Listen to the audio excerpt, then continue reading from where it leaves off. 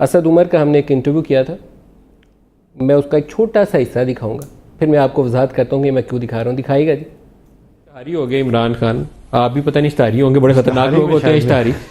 तो मुझे पुलिस का थाना बताएं कौन सा लगता है, मैं उसे कॉल करके यहीं बुला लूं ताकि आप नीचे उतरे तो आपको पकड़ लें। बिल्कुल, यहाँ से जो पकड़ा जा सकता है।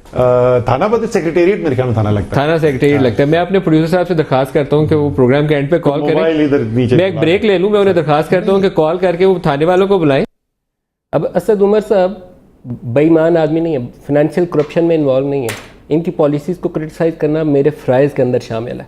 इनकी पॉलिसी काम नहीं कर रही, मुझे क्रिटिसाइज़ करना ये मेरी ड्यूटी है। अगर मैं नहीं करूँगा तो मैं बददयानत होऊंगा। ये जिस वक्त का मैं क्लिप आपको दिखा रहा हूँ, ये उस वक्त इनके ऊपर 780A ये एंटी टेररिज्म एक्ट की क्लॉज 7 लगी हुई थी और एब्सकॉन्डर, ये अखबारात की खबरें दिखाई है, इश्तहारी थे ये। तो मुझे क्या इंटरव्यू करना उस वक्त, फिर मैं जुर्म के ज़ुमरे में आता था। तो जिन लोगों ने ये काम किया है, ये फर्स्ट एंड लास्ट वार्निंग है ऑन एयर इन मिनिस्टर साहब की मौजूदगी में। नेक्स्ट टाइम मैं उनका नाम लूँगा। मैं इतना कमज़ोर जर्नलिस्ट नहीं हूँ कि मैं आपसे वाकिफ़ नहीं हूँ और आपका नाम लेते हुए मुझे खौफ आता है। ऑन एयर नाम लूँगा उन लोगों का। फर्स्ट एंड लास्ट वार्निंग है। ट्रॉल्स को छोड़ देता हूँ, बेचारे गरीब लोग हैं।